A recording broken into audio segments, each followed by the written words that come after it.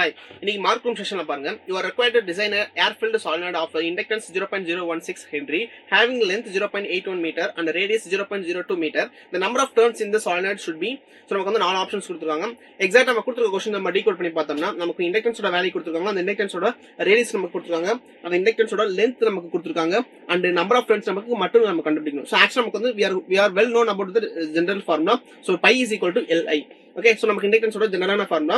And இங்க இருந்து பார்த்தோம்னா சோ இப்போ நமக்கு அந்த பை அப்படின்றது வந்து ஒரே ஒரு டர்ன்ஸ் மட்டும் தான் நமக்கு வந்து பை இன்க்ளூட் பண்ணிக்கலாம். we're having n number of turns, அதனால n into pi is equal to ln எழுத போறோம். சோ நான் again நமக்கு வந்து பை அப்படின்றது ஃப்ளெக்ஸோட ஃபார்ம் நமக்கு வந்து BA நமக்கு எழுதலாம். சோ நமக்கு BA கான்ஸ்டன்ட் வரும். சோ நம்மளோட நார்மல் வெக்டரும் நமக்கு வந்து இதோட நம்மளோட நார்மல் வெக்டரும் ஏரியா வெக்டரும் இந்த மேக்னெட்டிக் ஃபீல்டோட வெக்டரும் நார்மல் வெக்டரும் நமக்கு சேம் டைரக்ஷன் இருக்கனால cos 0 degree will be equal to 1. அதனால நமக்கு cos θ நம்ம இன்க்ளூட் பண்ணறது இல்ல. சோ NBA ன்னு எழுத போறோம். NBA is equal to Li. So இந்த BA அப்படின்றத நம்ம மறுபடியும் எக்ஸ்பேண்ட் பண்ணிடலாம். B is nothing but mu naught n9 எழுத போறோம். ஓகே, which is ஒரு சாலினாய்ட்ல ஒரு சென்டர் பாயிண்ட்ல கிரியேட் ஆகுற மேக்னெட்டிக் ஃபீல்ட் நம்ம mu naught n9 அப்படின்னு சொல்ல போறோம். சரினா சோ அந்த நமக்கு வந்து இந்த அகைன் நமக்கு இந்த n இருக்கு இல்லையா, இந்த n இந்த ஸ்மால் n அப்படின்றது it's nothing but number of turns per unit length. So அதையும் நம்ம எக்ஸ்பேண்ட் பண்ணி எழுதணும்னா capital N into mu naught capital N divided by L into I.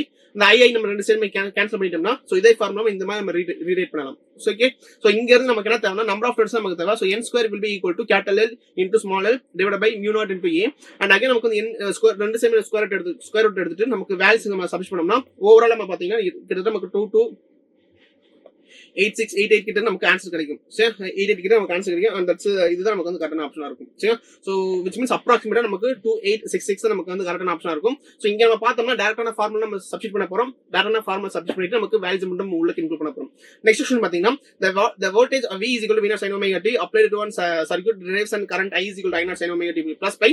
So நமக்கு வந்து கரண்ட்க்கு வோல்டேஜ்க்கு இடையில இருக்கக்கூடிய ஃபேஸ் டிஃபரன்ஸ் வந்து நமக்கு பை. அப்ப நமக்கு காஸ் பவர் ஃபேக்டர் இருக்குமான்னு கேட்டா கண்டிப்பா நமக்கு வந்து பவர் ஃபேக்டர் இருக்கும்.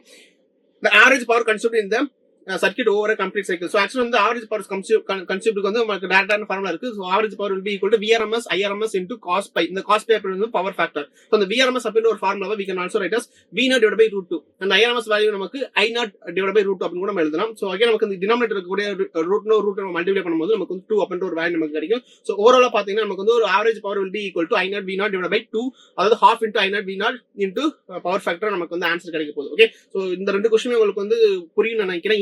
இன் கேஸ் உங்களுக்கு ஏதாச்சும் டவுட்ஸ் இருந்துச்சுன்னா நீங்க கமெண்ட் செக்ஷன்ல சொல்லுங்க, நான் உங்களுக்கு ஆன்சர் பண்றேன். Good luck, by.